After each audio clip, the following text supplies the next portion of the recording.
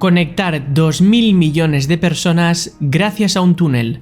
Debido a la posición geográfica del estrecho de Gibraltar, existe un gran interés en conectar ambos continentes, ya que permitiría un importante desarrollo económico y social, sobre todo para los países más cercanos a esta conexión.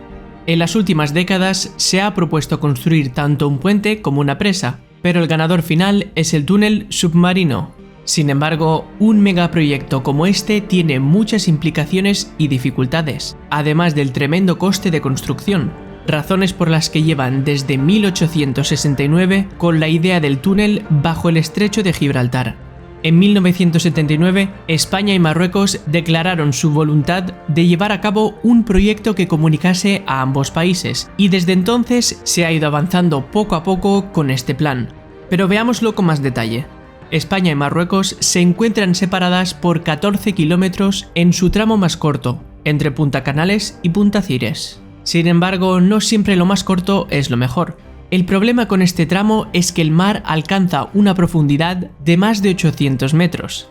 Para comparar, el túnel del Canal de la Mancha tiene una longitud de 50 kilómetros, pero la profundidad máxima del mar son apenas 60 metros. Es por eso que en el estrecho de Gibraltar se buscó una alternativa que tuviese la mejor relación distancia-profundidad, dando como resultado la ruta entre Punta Paloma y Punta Malabata, con el doble de longitud, unos 28 kilómetros, pero en cambio con una profundidad máxima del mar de unos 300 metros. La profundidad máxima del túnel llegaría hasta los casi 500 metros, superando así al túnel más profundo del mundo.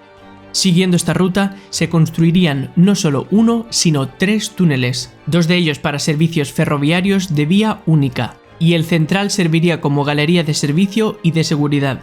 Los túneles también contarían con lanzaderas para vehículos, de una forma muy parecida a la del túnel del Canal de la Mancha, es decir, los coches se transportarían subidos a los trenes. Pero al contrario que en el túnel anglo-francés y que muchos otros túneles submarinos, el del estrecho de Gibraltar tiene un desafío geológico más que superar. Está situado en la falla de Azores-Gibraltar. Esta falla geológica es el límite de las placas euroasiática y africana. Esta falla ha provocado multitud de terremotos en la zona y, consecuentemente, algún que otro tsunami. Pero sin duda, el peor de todos fue el terremoto de 1755, el cual destruyó casi por completo la ciudad de Lisboa, con una magnitud de 8.4 en la escala de Richter. Unas 40.000 personas fallecieron a causa del terremoto y a Portugal le costó unos daños de más de un tercio de su PIB. Una vez superadas todas las barreras y finalizada la construcción, cruzar este túnel tomaría aproximadamente media hora. Para comparar, el ferry Algeciras-Ceuta, con una longitud similar, tiene una duración de 1 hora y cuarto, con lo que se acortaría el transporte en más de la mitad del tiempo. Ir en tren de alta velocidad desde Madrid hasta Tánger se podría realizar en tan solo 4 horas y 50 minutos, y un viaje desde Barcelona hasta Marrakech se completaría en 9 horas de trayecto. Las estimaciones de viajeros del túnel para el año 2050 son de 12,8 millones de pasajeros y 13 millones de toneladas de mercancías. De momento, el coste de los estudios técnicos asciende a más de 50 millones de euros, y estimar el coste del túnel en sí es bastante difícil hasta que no se finalicen los estudios y se decida exactamente qué se hará. Pero unas estimaciones del año 2007 lo calculaban en unos 8.000 millones de euros, cifra que muy probablemente se incremente en el futuro. Al no tener rentabilidad económica en el corto y medio plazo, la inversión privada queda casi totalmente descartada, con lo que la inversión sería fundamentalmente pública. Además, también hay que tener en cuenta los preparativos indirectos de las conexiones hacia este túnel. Por la parte europea, está previsto finalizar la parte principal de la red transeuropea de transporte en 2030 y las partes secundarias para 2050.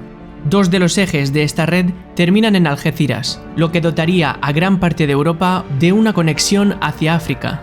Por la parte africana, en Marruecos se inauguró en 2018 el primer tren de alta velocidad del continente, el cual se planea expandir hasta los 1.500 kilómetros y posteriormente servir como conexión con el resto de países africanos. ¿Y a ti? ¿Te gustaría que finalmente se construyese este túnel? Si os gustan este tipo de vídeos, es posible que me anime a hacer un vídeo sobre otra posible conexión entre continentes, en este caso, entre Rusia y Estados Unidos. Házmelo saber en los comentarios y suscríbete para ver más vídeos como este.